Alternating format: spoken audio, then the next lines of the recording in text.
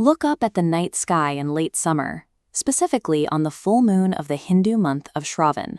On this exact date, 1 billion people across the Indian subcontinent coordinate their actions for a massive cultural event. Walk through the vibrant markets leading up to this night, and you'll see preparations for Raksha Bandhan, the well-known celebration of the bond between brothers and sisters. While families prepare to gather at home, two distinct communities are also waiting for this specific moonrise to perform their own unique rituals. At the same hour that sisters are greeting their brothers, Orthodox priests are changing their sacred garments in temples, and coastal fishing communities are heading toward the incoming tide with offerings in hand. The Shravan full moon coordinates these three separate paths, turning a single night into a widespread, multi-layered pursuit of safety.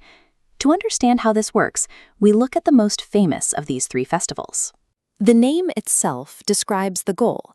Raksha means protection, and Bandhan means bond. In the primary ritual, a sister ties a rakhi, a protective thread, onto her brother's wrist to secure his health, success, and long life.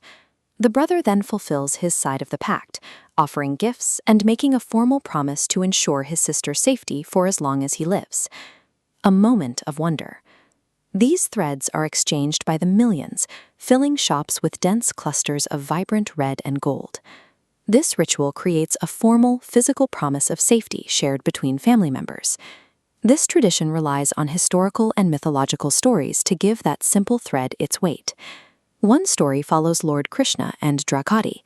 When she bandaged his injured finger with a strip of her clothing, it created a debt of protection.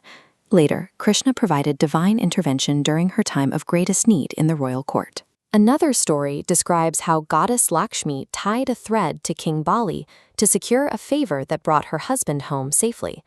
We see it in political history too. The Rajput queen Rani Karnavati famously sent a rakhi to the Mughal emperor Humayun, forming a military alliance to defend her kingdom against an invasion. These stories show that the thread was designed to reach across different backgrounds to create a binding commitment to defend one another. Back at the Shravan full moon, this focus on safety takes two other forms for two other groups. For Brahmin priests, this night is observed as the festival of Balev. During Balev, priests discard their old sacred cord and tie a new, white sacred thread called a janoi across their torso, renewing their spiritual commitments for the coming year. At the same time, along the coastline, maritime communities celebrate Nariyari Poonam. In this ritual, people gather at the shore to make an offering to the water, often a coconut or shrifal.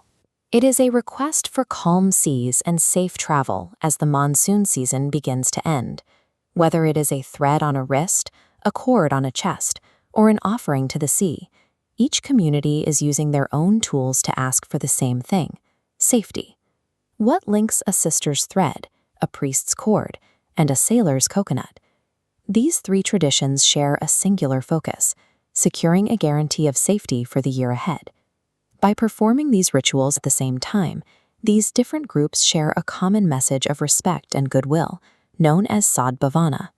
This shared focus on purity and protection is documented in the very texts that define the cultural importance of the day. Every year, the Shravan full moon provides a specific moment for millions to stop and strengthen their ties to their families, their faith, and the natural world.